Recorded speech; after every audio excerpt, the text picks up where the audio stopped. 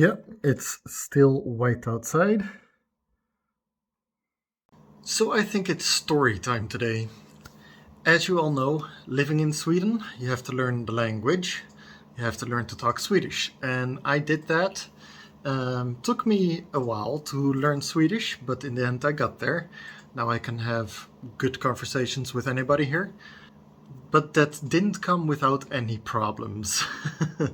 I've had my fails. I've had funny moments happen because I didn't talk Swedish very well. So I guess it's story time and show all of you how I effed up Swedish. Let's start with some stories from other people. Now, of course, I realize that not everybody of you can talk Swedish, so I'll have to explain some of the reasons why it's funny, and jokes are never as funny when you have to explain them, so I hope you can bear with me. This first story is about a woman that moved to Sweden and didn't fully speak the language, but she could talk enough to, have a decent conversation. Her car broke down in the middle of the road, and she, the car didn't want to start anymore and didn't want to move. And then a Swedish guy came up to her and asked, "Do you need help? Behöver du hjälp?" So the woman said,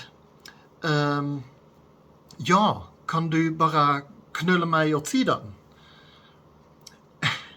And the guy was a bit like, where do you live? Vart bor du? Well, the thing she asked, "Kan du bara knulla mig åt sidan?" means, can you just fuck me on the side?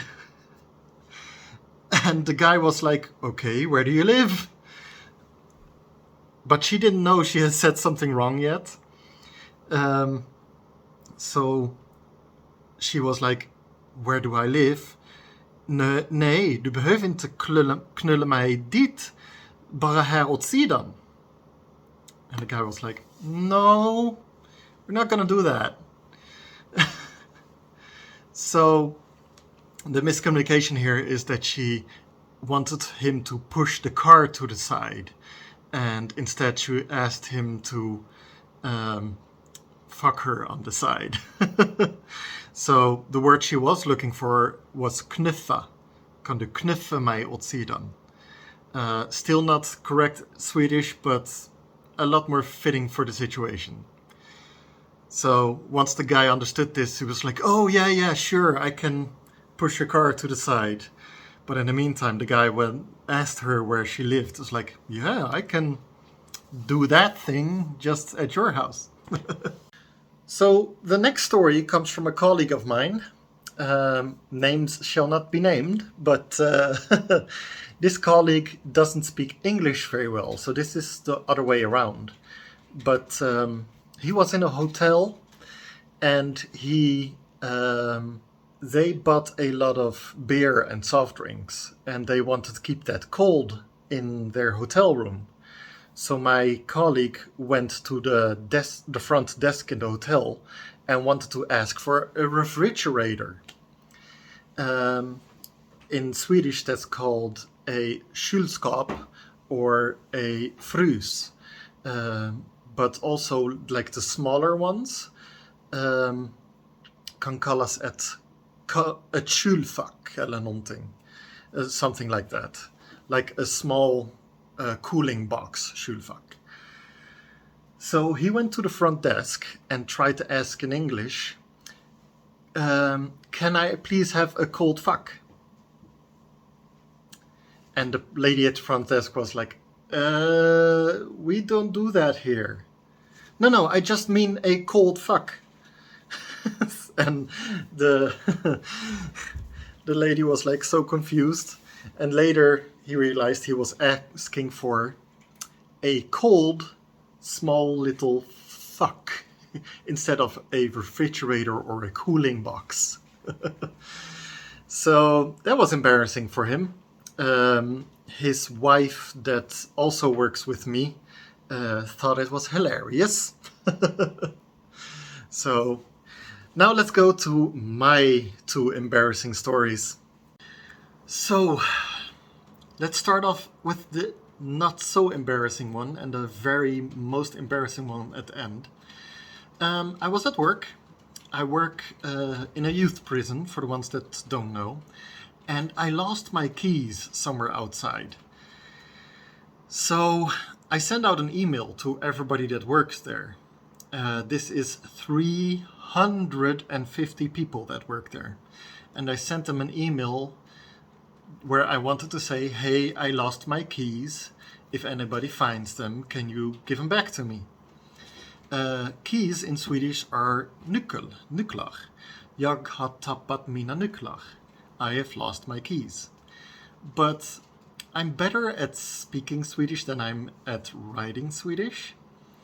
So I wrote to 350 people, jag har tappat mina knycklar. It's not a different word or anything. It isn't an embarrassing word. It's just a really stupid, embarrassing thing to write to 350 people, that you just write a basic word wrong like that. And once I heard that I wrote it wrong and 350 people got to read that, I was like, oh no, I thought I did it right.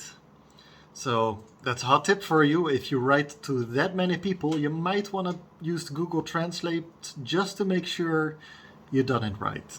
Now for the last embarrassing one. This one still makes my colleagues laugh and still makes me laugh over 6.5 years later, maybe even 7 years later. So we were having a team day, a team building day. So all of us went to a hotel. Now, of course, work didn't want to pay for a bunch of hotel rooms, so we had to share hotel rooms together. So two people in a hotel room. So I got to share the hotel room with a guy called Jonas. And me and Jonas got along really well. We joke around a lot and do practical jokes on each other and general good time. But everybody thought it was a little bit funny that me and Jonas had to share a room. Anyway, after the first night, I came down to breakfast and all my other colleagues were there. And they asked me how it was spending the first night together with Jonas. And then I said, ja, men det gick bra. Den första timmen, men efter det började han runka. And everybody's eyes went big and went like, Steve, did you mean snarka? And I was like, yeah, that word. What did I say? And then they translated for me. And it turns out I said, this is so embarrassing. It turns out I said, yes, it went well the first hour, but after that, he started masturbating. So apparently the word runka means masturbating, but I was trying to use the word snarka, which means snoring. I was trying to say it went well the first hour, but after that he started snoring. So everybody had a good laugh at my expense. And when Jonas came down from the hotel room, everybody started laughing. It's like, so Jonas, we heard you did something last night. So yeah, those were my mistakes that were funny in Sweden. I've made a bunch more, but these are the most memorable ones and the funniest ones.